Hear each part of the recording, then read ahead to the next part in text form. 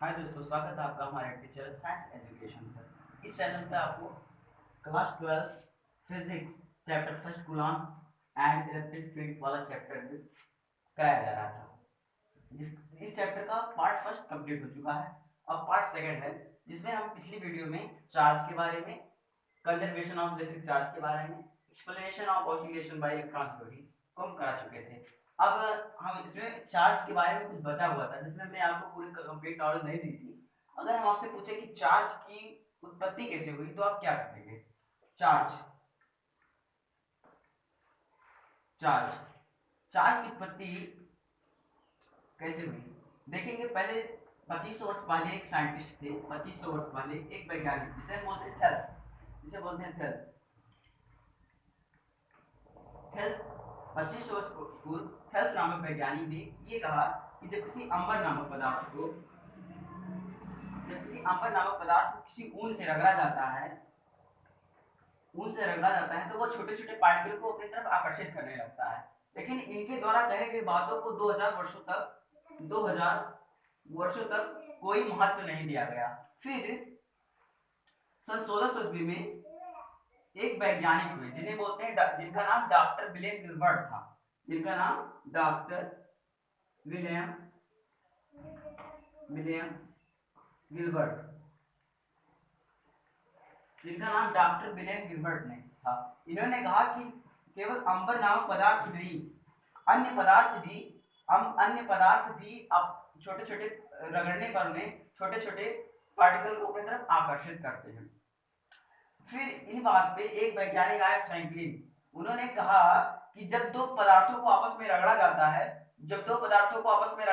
है तो क्या होता है कि एक पदार्थ पर नेगेटिव चार्ज और दूसरे पदार्थ पे पॉजिटिव चार्ज आ जाता है, अर्थात वो एक दूसरे से विपरीत आवेश ग्रहण कर लेते हैं, अर्थात इलेक्ट्रिफाइड हो जाते हैं, वैद्युतमय हो जाते हैं।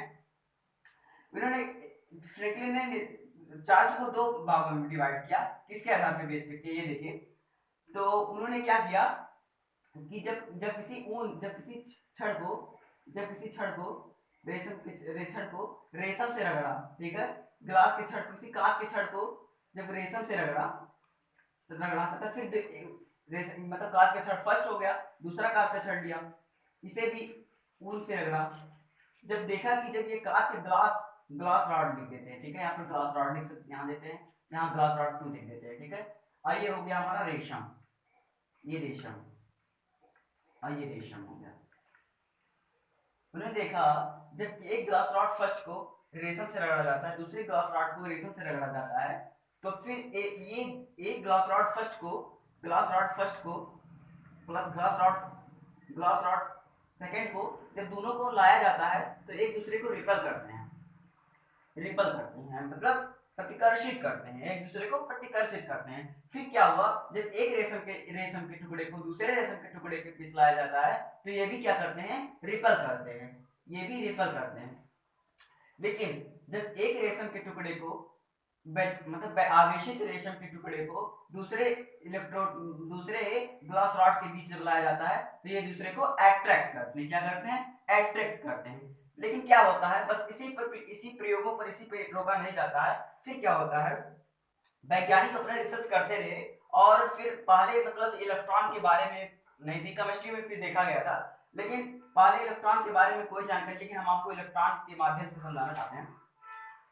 क्या होता है, फिर क्या होते हैं, एवोनाइट का छड़ लिया उन्होंने, एवोनाइट का छड़ लिया और उसे फर एवोनाइट छड़ फर्स्ट लिख देते हैं और फर फर्स्ट लिख देते हैं, दूसरे एवोनाइट के छड़ को दूसरे फर के साथ रब करते हैं, ठीक है। जब क्या होता है, जब एक एवोनाइट के छड़ को दूसरे एवोनाइट के छड़ के पास लाया जाता है तो क्या करते हैं, वो एक दूसरे को रिपेल करते हैं। क्या करते हैं? रिपेल करते हैं, एक दूसरे को रिपेल करते हैं। तथा जब दूसरे इस दोनों टुकड़ों को लाया जाता है तो ये भी एक दूसरे को रिपेल करते हैं। लेकिन जब एवोनाइट की छड़ को और एक ग्लास रॉड को लेकर आया जाता है तो वो भी एक दूसरे को क्या करते हैं? अट्रैक्ट करने लगते हैं। इसी बेस पे उन्होंने कहा कि चार्ज दो टाइप होते हैं, एक होता है पॉजिटिव चार्ज, एक होता है नेगेटिव चार्ज। ये चार्ज की उत्पत्ति हो गई। अब पढ़ेंगे प्रॉपर्टीज ऑफ चार्ज।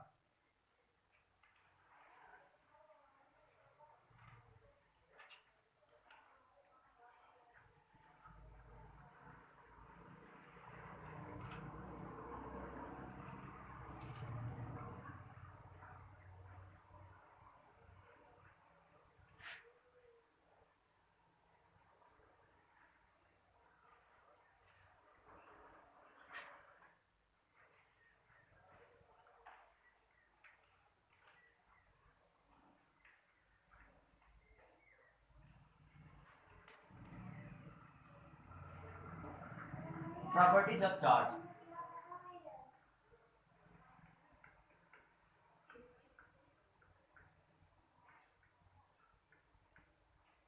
अब प्रॉपर्टीज ऑफ चार्ज में फर्स्ट आता है कि जो होता है चार्ज होता है, charge is a scalar quantity.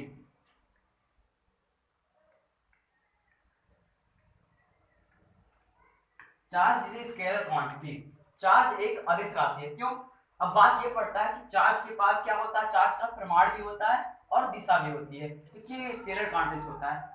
Charge scalar quantity इसलिए होता है क्योंकि ये सदिश की जोड़ तथा घटाव का नियम का पालन नहीं करता है, इसीलिए स्केलर क्वांटिटी है। दूसरा होता है चार्ज को बीजगणितीय रूप से, यानी कि आवेश को बीजगणितीय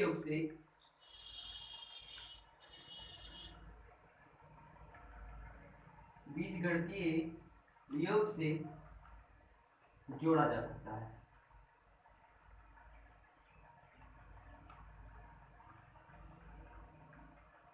इसे कह सकते हैं charge can be edited by algebra method.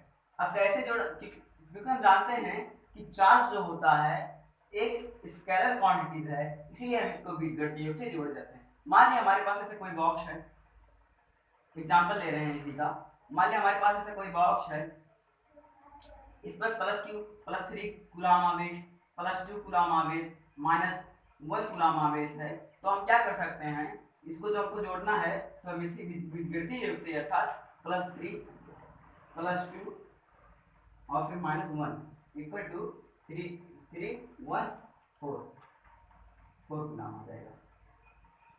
ये 4 कूलम, अर्थात इसे अलजेब्रा मेथड से हम जोड़ तथा घटा भी सकते हैं। थर्ड पॉइंट आता है कि जो हमारा चार्ज होता है और चार्ज एंड मास, चार्ज और मास में रिलेशन होता है, चार्ज और मास में रिलेशन होता है। जैसे अगर हम एग्जांपल ले लें, अगर इसे मान लें कोई हमारे पास एक बॉक्स है, इसका कुछ मास है, लेकिन यह जरूरत नहीं है कि इसके पास, अगर इसके पास द्रव्यमान है तो इसके पास कुछ आवेश हो, ये जरूरत है। आप ही सोचिए कि electron 1 electron equal to 1.6 × 10⁻90 coulomb होता है। इतना होता है एक इलेक्ट्रॉन पे चार्ज, ठीक है। लेकिन हम क्या कह रहे हैं कि ये कोई क्षण है जिसका कुछ द्रव्यमान है, ठीक है। इसका मान लें 2 kg है, इस बॉक्स का जो द्रव्यमान है 2 kg है, लेकिन ये निश्चित नहीं है कि इस पर कोई आवेश हो या ना हो। लेकिन ये किसी बॉक्स पर किसी पार्टिकल पर कोई चार्ज है, मान लिया 1.6 × 10⁻90 कूलम चार्ज है, तो ये निश्चित है कि इसका कुछ मास होगा। इससे यह निष्कर्ष निकलता है कि यदि किसी पदार्थ पे आवेश है तो यह निश्चित है कि उस पर जरूर द्रव्यमान होगा। लेकिन यदि किसी पदार्थ पर द्रव्यमान है तो यह निश्चित नहीं है द्रव्यमान है कि उस पर आवेश होगा। ये बात है। नेक्स्ट आता है फोर्थ, कि जो आवेश होते हैं, जो आवेश होता है हमारा, वो समान प्रकार के आवेश एक दूसरे को क्या करते हैं, रिपल करते हैं।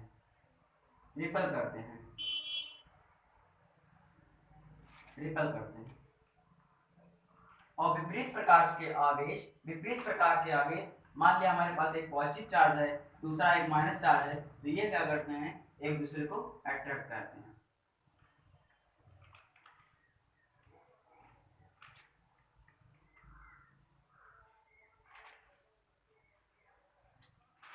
नोट डाउन कर लीजिए।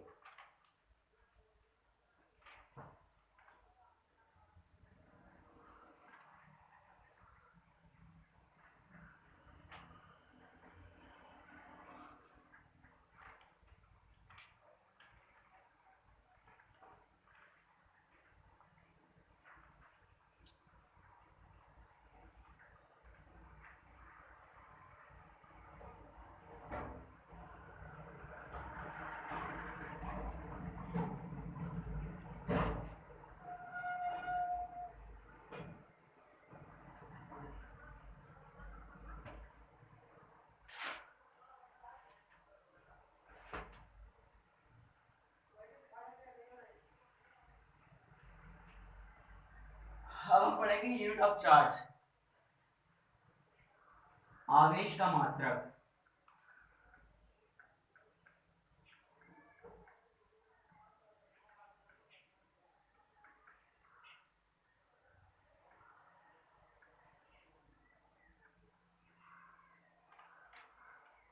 अब हम पढ़ेंगे आवेश का मात्रक।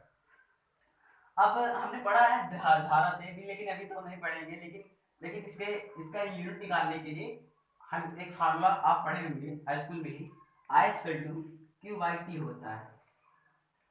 ठीक है, I equal to Q by T होता है, तो हम क्या लिख सकते हैं, Q equal to I into T, I into T होता है। अब क्यू कूलाम हो गया हमारा, आई हमारा एम्पियर है, धारा है, और टी समय को। ठीक है, और धारा को हम एम्पियर में मापते हैं और समय को सेकंड में मापते हैं। तो हमारा क्या होता है, आवेश का जो मात्रक होता है एम्पियर इंटू सेकंड होता है, एम्पियर इंटू सेकंड होता है।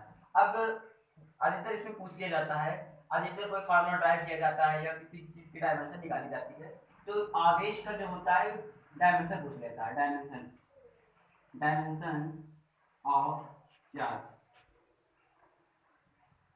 Dimension of charge. फिर ये फार्मूला फिल करेंगे I equal to Q by T से, तो क्यू बराबर आई इंटू टी। अब हम धारा को एम्पियर में, अर्थात इसका जो विभव होता है वो ए होता है, और समय को टी से, इसका चार्ज का जो डायमेंशन होगा वो होगा ए। नोट कर लीजिए।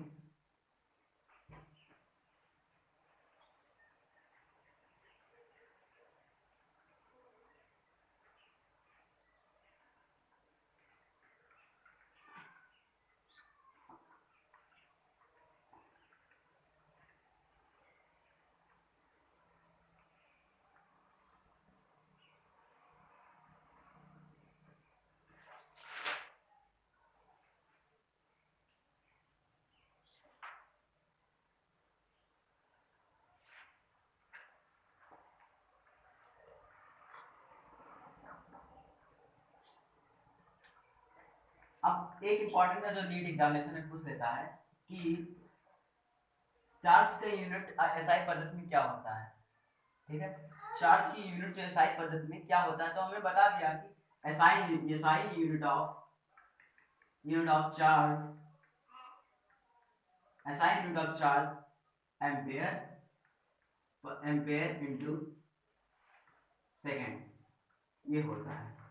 और फिर अगर हम पूछ ले सीजीएस पद्धति में सीजीएस पद्धति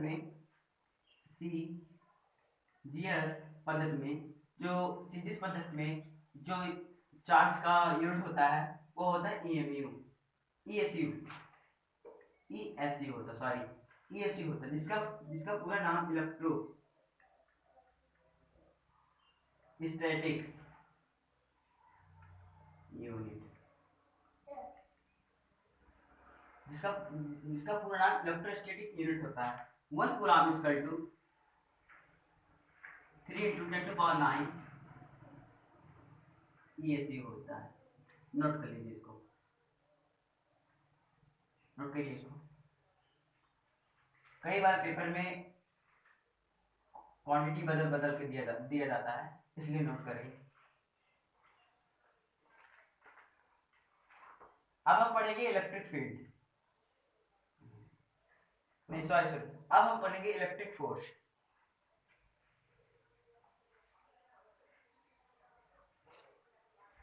अब पढ़ेंगे इलेक्ट्रिक फोर्स।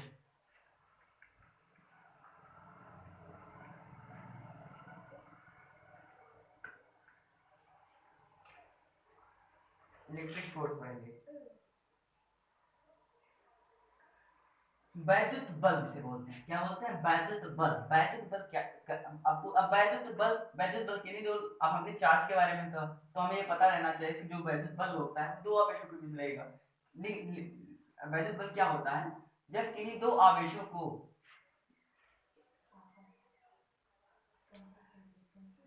जब किन्हीं दो आवेश एक दूसरे के पास पास होते हैं तो वे आवेश एक दूसरे से बल का अनुभव करने लगते हैं, एक दूसरे से वो बल का अनुभव करने लगते हैं। इसी को हम वैद्युत बल बोलते हैं। क्या बोलते हैं? वैद्युत बल। इसका डिफिनेशन ये होगा, इसका डिफिनेशन ये होगा, इसका डिफिनेशन ये होगा, किन्हीं दो आवेशों के बीच, किन्हीं दो आवेशों के बीच, किन्हीं दो आवेशों के बीच बीच लगने वाले आकर्षण अथवा प्रतिकर्षण बल को वैद्युत बल कहते हैं।